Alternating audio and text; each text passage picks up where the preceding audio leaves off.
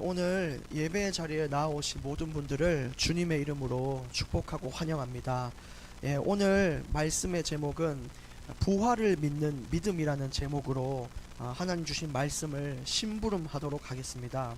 오늘 고린도전서 15장 1절부터 30절까지 오늘 일부 말씀에서 나누고 그 뒤에 58절까지는 오후 찬양 예배 때 나누도록 하겠습니다.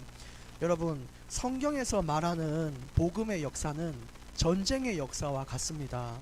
사람들은 출애굽해서 가나안 땅으로 가는 중이 나들이를 간다라고 생각하는 사람도 있어요. 근데 그런 역사가 아니라 전쟁의 역사예요. 고난과 많은 유혹과 또 많은 처참함을 경험하면서 계속해서 하나님이 주신 믿음을 지키며 나아가는 것이 성경이 말하는 신앙의 역사고, 그것이 바로 믿음의 전쟁입니다. 그래서 광야를 배경으로 한 쓰여진 성경 민수기의 영어 이름은 넘버스라고 해서 숫자를 세다라는 성경입니다. 무슨 숫자를 셌냐? 사람들의 숫자를 세서 누가 전쟁에 나가서 싸울 수 있냐라는 것을 셌다, 이런 의미예요. 그것처럼 우리가 살아가는 동안에 계속해서 신앙은 전쟁과 같다라는 것을 인지하고 가셔야 되는 것이죠.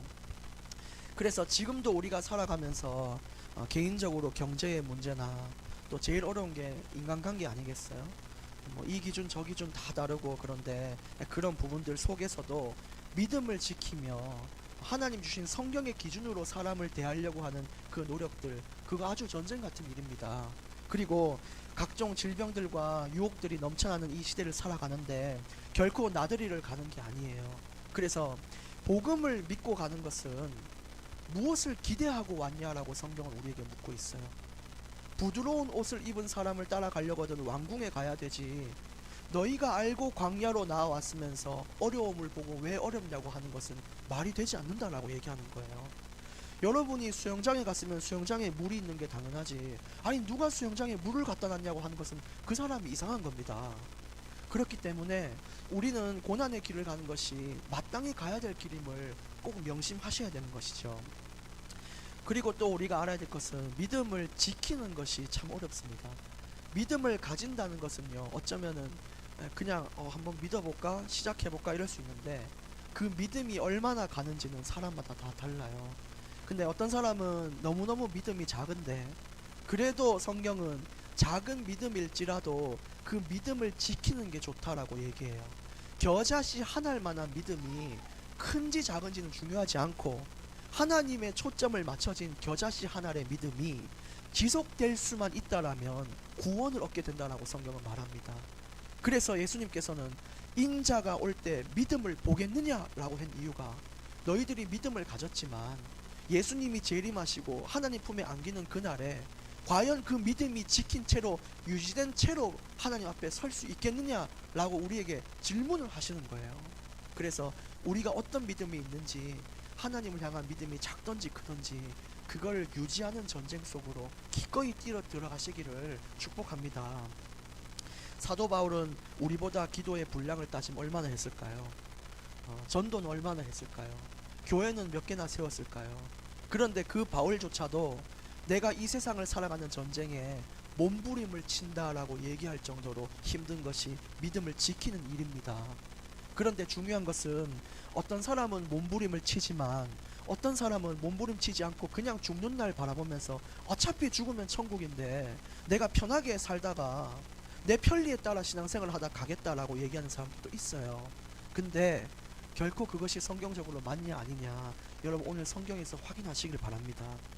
그리고 교회가 잘 자리 잡는 것이 몸부림이냐, 저는 그렇게 보지 않아요. 오늘 여기에서는 안동에서 제가 사역했던 청년들도 와 계시고 저희 가족들도 와 계시고 그렇습니다. 만약에 다음 주에 또 빠지게 되면은 횡해 보일 수 있고 그렇겠죠.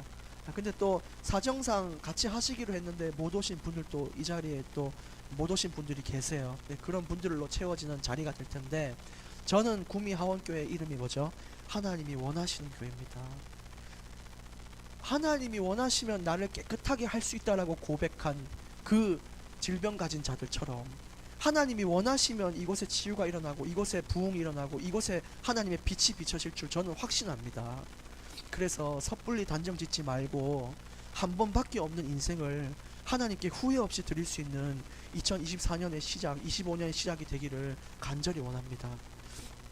그래서 우리는 교회가 잘 자리 잡는 게 아니라 계시록 2장 4절 말씀처럼 네가 처음 사랑을 잃지 않기를 바란다라고 했던 주님의 말씀을 따라가는 거예요. 우리가 예전에 예수님을 믿고 했을 때 앞뒤 가리지 않고 주님께 내 인생 다 드린다고 눈물로 기도하며 전지전능한 분이라고 사도신경에 매주 고백을 하지만 내가 바라보고 있는 하나님은 다를 때가 많아요. 하나님 전지전능하십니다. 아 근데 이 경제는 좀 제가 바빠서 뭐 해서 너무너무 많은 조건을 우리가 달고 있죠. 유대인들이 그랬어요. 유대인들은요, 여기 성경에 10계명에 뭐 하지 말라, 예를 들면 1번 나 외에 다른 신을 섬기지 말고 형상 두지 말라라고 했는데, 유대인들은 그걸 쪼개서 수십 개 수백 가지 나눠서 아 요거는 했고 요것도 안 되고 요것도 안 되고 해서 자기들끼리 법률과 조건 속에서 그렇게 숨막힌 채로 살아갔던 것처럼 우리 역시 성경에서 말하는 단순한 하나님이 있거든요. 근데 복잡한 하나님을 만들고 있다는 사실이에요. 그래서 신앙생활이 자꾸 어렵거든요. 그래서 이제 본론 말씀 들어가기 전에 또 한번 우리가 다짐해야 될 부분은 인생의 가장 어려운 순간에 내 믿음의 진가를 볼 수 있습니다. 영웅은 난세에 태어나는 것처럼 가장 힘들 때에 내가 드리는 신앙 고백이 진짜 나의 믿음이라 볼 수 있어요. 내가 잘 살고 잘 먹고 행복할 때 드리는 신앙 고백은 불신자도 할렐루야 그래요. 어떤 사람이 조경을 하고 건설을 하시는데 교회 가가지고 뭐 싸게 교회를 지어주고 건축을 해주고 하니까 막 할렐루야 하고, 또 그쪽에서는 돈 많이 준다 하니까 또 할렐루야 그래요. 하나님 믿지도 않으면서 교회 지어주는데 돈 많이 교회에서 준다 하니까 할렐루야. 여러분 그게 하나님을 믿는 건가요? 그렇지 않다는 거예요. 그래서 내가 가장 어려울 때도 주님을 말할 수 있냐 없냐예요. 저는 정말로 눈물로 성경을 읽었어요. 누가복음 22장 61절에 보면 베드로에 대한 이야기가 나와요. 예수님은 말했어요. 닭이 3번 울기 전에 네가 반드시 나를 3번 부인할 것이다. 주님 결코 그렇지 않습니다. 왜냐? 그 당시는 별로 어렵지 않거든요. 예수님 옆에 계시거든요. 절대로 저는 주님을 배신하지 않겠습니다 했는데 부인하자마자 닭이 울었는데 22장에 뭐라고 기록되어 있냐? 예수님과 베드로가 눈이 마주친 거예요. 얼굴이 피투성이가 되고 온몸이 까지고 묶인 채로 끌려가는 예수님이 베드로가 부인한 그 상황 속에 눈을 마주쳤는 거예요. 이렇게. 베드로의 기분은 어땠을까요? 우리는 날마다 주님을 안다고 하지만 부인한 채로 살아가고 그 묶여있는 예수님의 눈을 마주치는 삶을 매일 살아가고 있습니다. 그분 앞에 어떻게 설 것인지를 오늘 정하시길 바랍니다. 그래서 이제 다시는 주님을 부인하지 않겠다고 고백하는 예배가 오늘 예배의 시작이 되기를 간절히 원합니다. 오늘 고린도전서 15장은 부활 소망에 대해서 나타냅니다. 우리의 삶을 돌아보고 말없이 나를 보시는 그분 앞에 나아가서 그분의 손을 붙잡을 수 있어야 됩니다. 15장 1절에 형제들아 내가 너희에게 전한 복음을 너희에게 알게 하노니 이는 너희가 받은 것이요 또 그 가운데 선 것이라. 여기서 전한 복음이 뭐냐라는 것인데, 이 전한 복음이 십자가의 복음이잖아요. 근데 그 십자가의 복음은 반드시 죽으심과 부활을 동반해서 말씀하는 복음입니다. 그래서 하나님 자녀에게 부활이라는 의미가 인생 가운데 없으면 신앙생활의 믿음이 커질 수가 없어요. 그래서 부활의 신앙이 죽어 있다면 내가 그것을 찾는 시간이 돼야 된다는 것이죠. 부활 신앙이 뭔가요? 근데 죽으면 천국 가는 거 아는데요. 그게 아니라 천국에 가는 것으로 끝난다라고 생각하는 것은 결코 성경적으로 좋지 못해요. 왜 바울이 몸부림치고 고난으로 들어갔냐? 내가 하나님 앞에 섰을 때에 부끄럽지 않은 자로 설 수 있도록 나의 모든 말투와 행동까지 다 감찰된다고 로마서는 말했습니다. 내 작은 한숨과 나의 불신앙조차도 주님께 회개 보고가 된다고 성경은 말합니다. 그때에 부끄럽지 않게 서기 위해서 나는 그 부활을 믿으며 이 땅에서의 소망이 아니라 하늘의 상급을 위해 달려가노라 라고 얘기한 것이죠. 그 2절에 보시면 너희가 만일 내가 전한 그 말을 굳게 지키고 헛되이 믿지 아니하였으면 그로 말미암아 구원을 받으리라. 근데 자꾸 헛되이 믿으니까 고린도전서에 이 글을 하나님이 남기게 하신 거예요. 이 땅의 잘됨과 욕심 편리가 아닌 저 하늘나라에서의 하나님의 영광과 정말 부끄럽지 않은 인생을 살아가시기를 정말 원하고 정말 기도하고 축복합니다. 우리 진짜 그렇게 하기 위해서 교회를 세우고 있는 거거든요. 세상에 교회가 없어서 우리가 교회를 세웠습니까? 그렇지 않아요. 우리에게 주신 은혜가 있고 또 우리가 어쩌면 많은 상처와 아픔 속에서 모였는데 그 가운데서 우리가 회개하는 마음으로 주님께 우리의 헌신을 드리고자 지난날의 은혜가 헛되지 않았다는 것을 증명하고자 우리가 교회를 세우게 된 것입니다. 그 이상 이하도 아닌 것이죠. 그걸 붙잡아야 돼요. 3절에 내가 받은 것을 먼저 너희에게 전하였노니 이는 성경대로 그리스도께서 우리 죄를 위하여 죽으시고 장사 지낸 바 되셨다가 성경대로 사흘 만에 다시 살아나셨다. 여기서 먼저 됐다는 말은 수많은 복음의 계명과 율법과 복음의 말씀이 있지만 가장 우선시 해야 될 복음이 뭐냐? 부활신앙이다 라고 얘기를 하는 거예요. 그래서 또 우리의 기준은 성경대로다 라고 얘기를 하는 거예요. 어떤 사람이 이게 성경 인도다 라고 정한 기준이 있는데 나쁜 건 아닙니다만 뭔가 일이 잘 되면은 뭐라고 하냐? 이거 하나님의 인도인가 보다. 일이 잘 안 풀리면 하나님이 아닌가 보다. 여러분 우리가 모든 걸 하나님께 영광 돌려드린다는 이유로 오늘 교회 가는데 비가 안 오네? 성경 인도다. 그렇게 해도 상관이 없어요. 그런데 전부 그렇게 포커스를 맞춘다는 것이 좋지 못해요. 왜냐면 성경에서 이렇게 해라라고 초점을 맞춰줬는데 이게 내 마음에 안 드니까 이건 성경의 인도가 아니다라고 단정 지어버린다는 것이죠. 그럴 필요 없어요. 성경대로 우리에게 주신 길을 가면 돼요. 근데 그 성경은 편리와 평안을 추구하지 않았고 십자가를 지라라고 분명히 얘기했습니다. 예수님께서는. 그래서 주님의 말씀을 듣기를 원하고 5절에 게바에게 보이시고 12 제자에게도 그 부활하신 사실을 보이시고 그 후에 500여 형제에게도 일시에 따로따로도 아닙니다. 일시에 보이시고 그 중에 지금까지 증인들 대다수는 살아있고 어떤 사람은 잠들긴 했다. 왜 이런 얘기를 했을까요? 7절에 야고보에게도 보였고 모든 사도에게도 보였다. 부활이 얼마나 확실하고 절대적인 일인지를 증인들도 있다라고 명시해 놓은 거예요. 어떤 사람은 예수님이 부활하신 모습을 환상으로 잘못 봤다. 신기루를 본 것이다 라고 했지만 성경은 말합니다.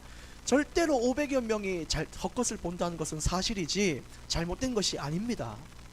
그래서 그 예수님을 잘못 봤다는 가설이 다 틀렸다는 것을 확증하는 성경인 것이죠. 주님은 지금도 살아계십니다. 정말 살아계시고 우리도 예수님과 함께 부활의 몸을 입게 되는 것입니다. 8절에 맨 나중에 만삭되지 못하여 난 자 같은 내게도 보이셨느니라. 요즘은 만삭 안 되고 태어나도 건강하게 지내는 경우도 많고 너무너무 축복 가운데 태어나지만 이 의미는 내가 하나님 앞에 내세울 게 하나도 없는 연약하고 부족한 나이지만 그런 나에게도 부활의 소망을 주셔서 나를 지금까지 인도해 오셨다라고 얘기하시는 거예요. 바울은 늘 고백해요. 나는 죄인 중에 죄인이고 괴수 중에 괴수인데 그런 나를 십자가의 전달자로 부르신 하나님께 감사하다고요. 9절에 나는 사도 중에 가장 작은 자라. 나는 하나님의 교회를 박해하였으므로 사도라 칭함받기를 감당하지 못한다. 이것이 바울이 생을 걸을 수 있었던 또 원동력 중에 하나예요. 뭐냐? 나 같은 사람을 쓰신 하나님에 대한 감사예요. 은혜예요. 여러분 보실 때 제가 대단한 사람이 아니지만 하나님 사랑하는 마음으로 이 자리에 많은 분들이 모여주셨고 제가 그 중심 담고 나아가기 위해 또 힘을 쓰잖아요. 그것처럼 우리는 회개하는 마음으로 나를 살리신 하나님께 감사하는 마음으로 인생을 드리는 길을 가야 되는 것이죠. 우리는 과연 나를 건지신 그분께 어떤 인생을 드리고 있냐, 그것이 우리 삶에 계속해서 고민되어야 될 부분입니다. 그래서 어제 저는 여기 아침 7시, 8시에 와서 밤 10시까지 쓸고 닦고 하고 재채기 10번씩 해가면서 하고 했는데도 기쁜 이유가 있었어요. 여기 성도님들 앉아서 하나님 말씀 듣고 저는 제 얘기하지 않고 심부름할 수 있다는 사실이 너무 기뻤어요. 아무도 돌아보지 않는 교회일 수 있어요. 제가 예강교회 처음 왔을 때 했던 말 기억나신지 모르겠어요. 처음 왔을 때 이런 얘기를 했습니다. 경북 안동에서 산다고 했더니 삿갓 쓰고 다니냐 그러고 소 키우냐고 그러고 아무도 안동에 대해서 제대로 아는 사람이 한 명도 없고, 그리고 하나님이 영주로 보내셨는데 영주는 더 작아요. 더 모르는 거 있죠. 그리고 이제 구미로 왔잖아요. 그때 주님께 드린 고백은 그 누가 알아주지 못해도, 아니 120명의 초대교회 성도들이 들어가서 기도한다고 세상에 누가 알아줬겠어요. 그런데도 불구하고 내가 하나님께 중심 드릴 수 있다면 하겠다라고 그런 고백을 했거든요. 그래서 10절에 그러나 내가 나 된 것은 하나님의 은혜로 된 것이다. 내가 잘해서 된 것이 하나도 없고 내게 주신 그의 은혜가 헛되지 아니하여 내가 모든 사도보다 더 많이 수고하였다. 그러나 내가 한 것이 아니고 오직 나와 함께 하신 하나님의 은혜로 지금까지 온 것이다 라고 얘기했어요. 여러분, 누구는 헌신을 하고 누구는 헌신 많이 하고 적게 하고 할 수 있어요. 그런데 하나님이 주신 은혜대로 하시면 됩니다. 지치면 조금 쉬다가 또 하나님께서 은혜 주시면은 기꺼이 하겠다라고 말할 수 있는 자들이 되시기를 바랍니다. 진짜 그게 중요해요. 왜냐? 하나님의 은혜가 헛되지 않다라는 것을 증거하는 것이 뭐냐? 내 삶을 드리는 거예요. 저는 개척 준비하면서 항상 기뻤을까요? 두렵고 떨렸을까요? 두렵고 떨린 마음이 더 컸습니다. 근데 두 가지 경우가 자꾸 제 마음을 붙들었어요. 첫째, 예수님의 고난만 하겠냐? 예수님의 십자가만 하겠냐? 어제 저 책꽂이 옮기는데 이삭 청년하고 막 끙끙대면서 막 중리산이 하면서 올렸는데 그때 제 마음에 생각이 났어요. 예수님이 십자가 지신 것만 하겠냐? 그리고 두 번째는 때로는 교역자라는 자리는 너무너무 외로울 때가 있어요. 하나님만 바라보고 가야 되는 자리잖아요. 그때 바울이 떠올랐어요. 바울이 마지막에 죽기 전에 감옥에 갇혀서 너무 추우니까 겉옷을 갖다 달라고 하면서 내가 키운 제자 데마도 떠나고 다 떠나고 내 옆에 저 누가만 있는데 난 이제 나의 달려갈 길을 마치고 의의 면류관을 쓴다 라고 했던 마지막에 그 쓸쓸함이 떠올랐어요. 그래서 저는요, 주님의 십자가의 고난만 하지 못한 것에 불평하지 않는 자 되게 하시고, 교역자의 길이 외로울지라도 바울의 외로움에 비할 수 없다라면 기뻐할 수 있는 자가 되게 해주십시오. 그거 보고 온 거예요. 그래서 11절에 그러나 나나 그들이나 이같이 전파하매 너희도 이같이 믿었느니라. 그 소망이 있기 때문에 우리가 고난길을 택했는데, 믿었느니라는 과거형입니다. 니들도 전에도 그랬지 않냐? 지금은 무슨 뜻이에요? 변질됐단 말이에요. 과거에 너희들이 주님을 위해 살겠다고 목숨 바치겠다고 부르짖고 목소리를 높였지 않냐? 그런데 그랬었지 않냐? 라고 얘기하는 거예요. 12절에 그리스도께서 죽은 자 가운데서 다시 살아나셨다 전파되었거늘 너희 중에서 어떤 사람들은 어찌하여 죽은 자 가운데서 부활이 없다고 하느냐? 영적인 부활만 중요하냐? 이 땅에서 드리는 헌신과 수고가 얼마나 중요한지 모르냐? 타락하지 마라. 선행을 행하라. 하나님께 의의 길을 걷도록 너희들이 가라. 올바른 부활을 가져야 됩니다. 만일 죽은 자 가운데서 부활이 없으면 그리스도도 다시 살아나지 못했을 건데 있기 때문에 살아난 것이 아니냐? 그리스도께서 만일 다시 살아나지 못하셨으면 우리가 전파하는 것도 헛것이고 너희 믿음도 헛된 것인데, 주님이 사셨기 때문에 우리가 전한 복음이 맞는 것이고 우리의 믿음이 헛되지 않은 것이 아니냐? 그게 부활 소망이에요. 하나님 자녀는 작은 것 하나도 헛된 것이 없습니다. 또 우리가 하나님의 거짓 증인으로 발견되리니 우리가 하나님이 그리스도를 다시 살리셨다고 증언하였음이라. 만일 죽은 자가 다시 살아나는 일이 없으면 하나님이 그리스도를 다시 살리지 아니하셨으리라. 그쵸? 부활 안 했는데 우리가 십자가 복음을 말하면 하나님을 거짓되게 만드는 거예요. 하나님은 그런 적이 없는데 우리가 하나님이 그랬다 하면 그만큼 거짓말이 어디 있겠어요? 16절에 만일 죽은 자가 다시 살아난 일이 없으면 그리스도도 다시 살아난 일이 없었을 터이요 그리스도께서 다시 살아난 일이 없으면 너희의 믿음도 헛되고 너희가 여전히 죄 가운데 있을 것이요 또한 그리스도 안에서 잠자는 자도 망하였으리니. 예수님을 믿고 지금 이전에 죽었던 사람들이 지금 지옥에 가 있지 어디 가 있겠냐. 19절에 만일 그리스도 안에서 우리가 바라는 것이 중요합니다. 다만 이 세상의 삶뿐이면 모든 사람 가운데 우리가 더욱 불쌍한 자이리라. 주님께 품에 안기는 그날 내가 하나님 앞에 있는 부활 소망을 잊은 채로 이 땅에서 허우적대며 사는 것은 불쌍하고 불쌍한 자다. 너무너무 불쌍하다. 네 인생 어떻게 그렇게 사느냐 라고 하는 거예요. 여러분, 우리가 조금 힘들고 어려워도 우리의 이 지금 가는 여정이 절대 헛된 것이 아니고 하나님 앞에 섰을 때 잘하였도다 충성된 종아 내 아들아 딸아 그 영광에 동참하기를 정말 원합니다. 20절에 그러나 이제 그리스도께서 죽은 자 가운데서 다시 살아나사 잠자는 자들의 첫 열매가 되셨다. 이제는 첫 열매가 있단 말은 그 뒤에 열매도 있다는 소린데 우리가 주님과 같이 부활한다는 뜻이에요. 근데 결과만 같은 게 아니라 과정이 같아야 열매를 맺습니다. 어떤 데는 콩 심고 물 안 주고 어떤 데는 콩 심고 물 주면은 과정이 다르면 결과는 다르게 돼 있어요. 예수님의 고난과 십자가의 길을 따라가는 자들에게는 부활의 열매의 소망이 주어집니다. 그런데 내가 이 땅에서 방종하고 타락하고 전혀 십자가와 상관없는 길을 걸으며 주님 품에서 부활의 소망만을 바라보는 자들은 저는요 날로 먹는 자들이다 이렇게 생각이 들어요. 그 구원도 있는지 없는지 주님만 아십니다. 그래서 성경은 구원은 좁은 문이라고 했습니다. 근데 우리가 지난 알고 있었던 우리가 바꿔야 될 다른 교리들 중에는 예수님을 그냥 내가 입으로 고백만 하면 끝났다. 그리고 술 퍼먹고 마약 좀 하다가 요트 타고 뭐 남자 여자 끼고 놀다가 천국 가야겠다 라고 생각하는 것이 과연 좁은 문일까요? 그보다 쉬운 게 어디 있을까요? 그래서 성경은 늘 하나님 앞에 두렵고 떨림으로 경외함으로 서라라고 했어요. 바울은 뭐라 했냐? 내가 하나님께 버림을 당할까봐 두렵다라고 했는데 우리는 과연 그런 마음이 있나요? 사람들이 안 본다고 해서 우리가 삶을 막 사는 것은요 결코 하나님을 경외하는 자의 자세가 아닙니다. 하나님이 안 보는 그 자리에서도 내가 하나님 앞에 부끄럽지 않은 자가 되셔야 되는 거죠. 21절 한 사람이 사망이 한 사람으로 말미암았으니 죽은 자의 부활도 한 사람으로 말미암았다. 이 아담의 범죄의 그 본성이 지금도 인간에게 있습니다.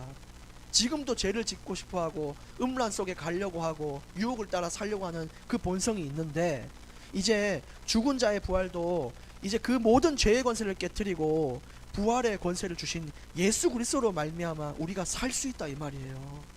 그래서 성경은 예수님만이 정말 길이라고 얘기를 하는 겁니다. 저희 교단은 오직 예수 그리스도만을 말하는 건강한 교단이고 앞으로도 그럴 것입니다.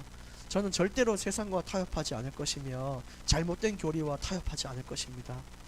우리는 정말 성경대로 가야 될 겁니다. 그리고 22절에 아담 안에서 모든 사람이 죽은 것 같이 그리스도 안에서 모든 사람이 삶을 얻게 된다.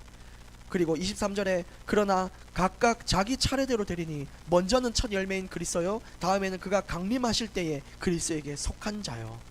그래서 예수님이 먼저 십자가 지시고 부활하셨고 이제는 예수님이 오실 때에 또 예수님께 속한 자들 믿음 있는 자들이 또 그 부활의 다음 열매가 되는 것이고 24절에 그 후에는 마지막이니 그가 모든 통치와 모든 권세와 능력을 멸하시고 나라를 아버지 하나님께 바칠 때다. 예수님이 이 땅에 오셔서 세상 임금인 사단이 멸하는 기간들이 있어요. 그때 사단의 권세가 완전히 박살이 나며 이 땅에 새 하늘과 새 땅이 이루어진다고 성경은 말하고 있습니다. 그리고 우리는 예수님과 함께 영원히 그곳에 왕노릇하며 하나님과 함께 살아가는 것입니다. 정말 찬란한 영광이 우리를 기다리고 있어요. 이 땅의 잠깐의 고난과 근심에 염려하지 말라라고 성경은 얘기하고 있습니다. 저는 여기 저희 우리 외할머니도 계시고 또 안동에 저와 평생을 함께 사신 할아버지 계신데 그분들을 볼 때마다 감사한 것도 있지만 한편으로는 좀 슬픈 게 있어요. 왜냐 너무 힘이 좀 쇠하시고 이러니까 야 이분을 이제 못 보면 어떡하지. 누구나 다 이별에 대한 아픔들이 있잖아요. 근데 제가 이 고린도전서를 통해 들었던 감사함은 다시 만날 날을 기대할 수 있다라는 사실이 이 땅에서 나를 세울 수 있는 힘이 된다라는 게 드는 거예요. 안동에 계신 집사님이 이제 요 영상이 집사님이 보실지 모르겠지만 자기가 죽으면 가장 화려한 옷을 입고 와서 춤을 춰달라고 했는데 제가 그렇게 하겠다고 했어요. 왜냐? 부활 소망. 하나님 품에 가는 날이기 때문에. 그래서 저와 함께 춤추실 분들을 선착순으로 받습니다. 나중에 진짜 그렇게 저는 그렇게 할 거고요. 이 사실을 알고 사는 자와 모르고 사는 자는 극명히 갈려요. 그리고 이제 25절에 그가 모든 원수를 그 발 아래에 둘 때까지 반드시 왕노릇 하시리니 맨 나중에 멸망받을 원수는 사망이니라. 이때 사망의 권세가 완전히 깨어져요. 하나님 자녀에게는 사망의 권세가 깨어진 이유가 뭐냐? 더 이상 사단이 사망을 가지고 우리를 옭아맬 수 없어요.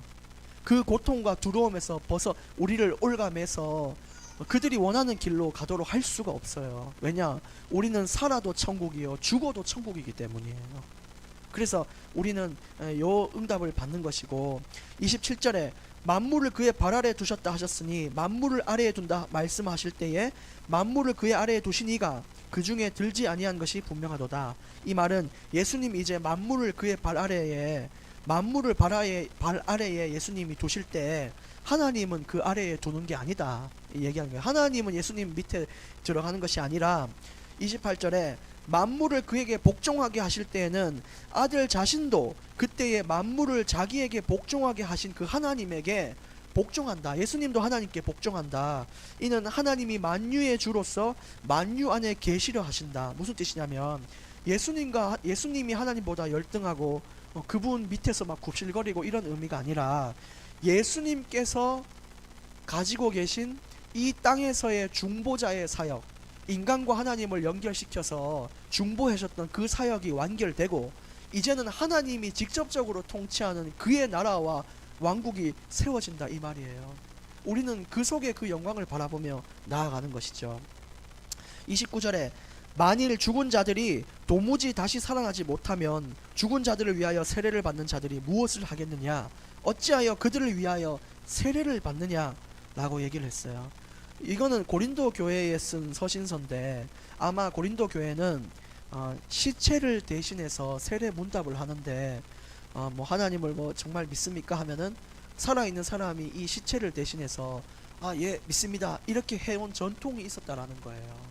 근데 그것 자체가 몰몬교가 요런 것들을 많이 따라가지고 뭐 죽은 자들을 위한 세례 이런 것들을 따르는 경우가 많거든요. 근데 바울이 쓴 여기의 의미는 그런 의미가 아니라 부활 소망을 믿었기 때문에 해온 그들만의 전통이 있었다라고 얘기를 하는 거예요. 그래서 그렇게만 받아들이시면 되는데 그만큼 그들이 그렇게 노력하고 바라보고 막 그런 열심으로 왔는데 부활이 없다면은 그게 무슨 소용이 있겠냐라고 얘기를 하는 것이죠.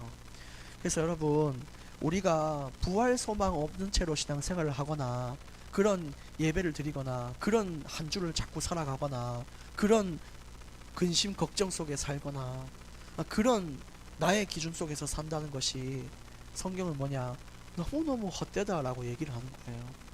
그건 그냥 노동인 거예요. 노동. 그래서 이제 우리는 부활 소망을 회복하기를 원하고 30절에 또 어찌하여 우리가 언제나 위험을 무릅쓰리요. 부활 소망이 없다면 왜 우리가 기꺼이 불 속에 뛰어들며 사자굴 속에 들어가겠냐는 거예요. 그래서 바울이 가지고 있었던 가장 우선적으로 받아들였던 복음은 뭐냐? 십자가와 부활의 영광이었다는 것이죠. 그래서 힘들어도 낙심하지 않고 계속 하나님의 말씀을 붙잡고 나아갈 수가 있었던 겁니다. 오늘 결론의 말씀을 드리겠습니다. 한국 사람들이 제일 어려워하는 것이 기다림이잖아요. 못 기다려요. 라면 3분 기다려야 되는데 꼭 2분 30초에 먹어요. 전자레인지 3분인데 2분 50초에 취소 누르고 꺼낸단 말이에요.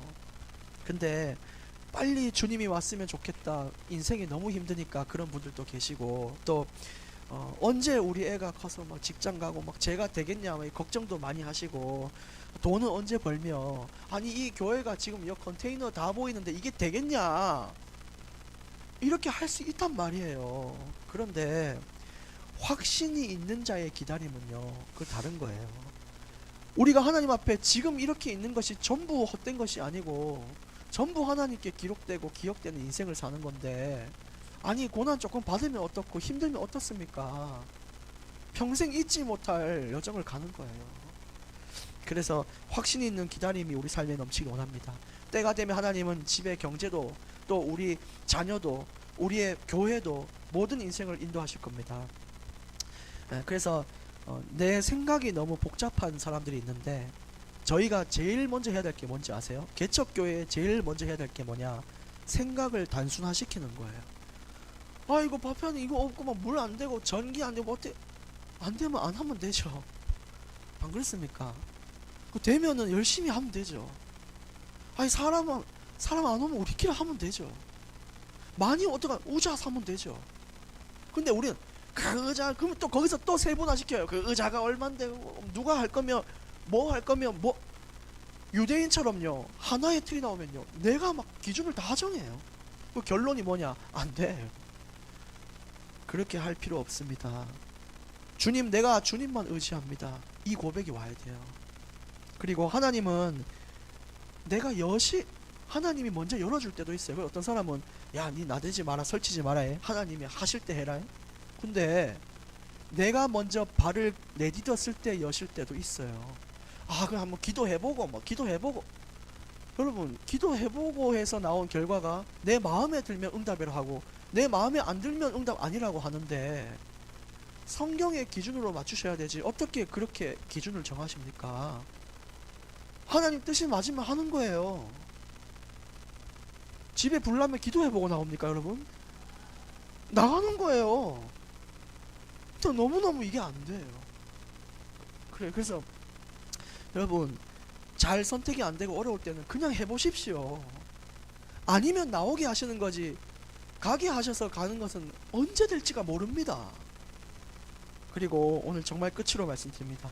나를 새롭게 하시는 주님의 은혜가 한 주간 정말 있기를 원하고, 또 우리를 일으키실 하나님을 믿고 우리가 찬양하기를 원합니다. 예, 오늘 1부 말씀 이렇게 말씀 심부름했고요. 또 2부도 부활은 과연 어떤 모습으로 되는가에 대해서 2부 말씀에 심부름하겠습니다. 하나님 아버지, 감사합니다. 오늘 사도 바울이 가졌던 부활 소망의 그 믿음의 중심이 우리 삶에도 넘치게 하여 주셔서 한 주간 또 살아갈 힘을 주시고, 평생을 살아갈 힘을 주시고, 우리의 근심과 걱정 가운데에 하나님 주시는 확실한 해답이 되게 하여 주시옵소서. 예수 그리스도 이름으로 기도드립니다. 아멘.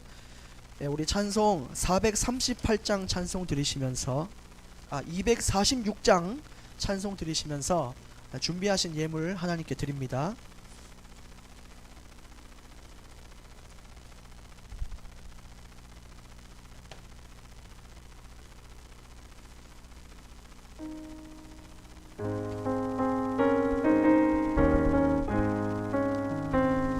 나 가나안 땅 귀한 성에 들어가려고 내 무거운 짐 벗어버렸네. 죄 중에 다시 방황할 일 전혀 없으니 저 생명 시냇가에 길이 살겠네. 길이 살겠네. 나 길이 살겠네. 저 생명 시냇가에 살겠네. 길이 살겠네. 길이 살겠네. 나 길이 살겠네. 저 생명 시냇가에 살겠네. 아멘. 그 불과 구름 기둥으로 인도하시니 나 가는 길이 형통하겠네. 그 요단강을 내가 지금 건넌 후에는 저 생명 시냇가에 우리 부활 소망을 고백합니다. 길이 살겠네. 길이 살겠네. 나 길이 살겠네. 저 생명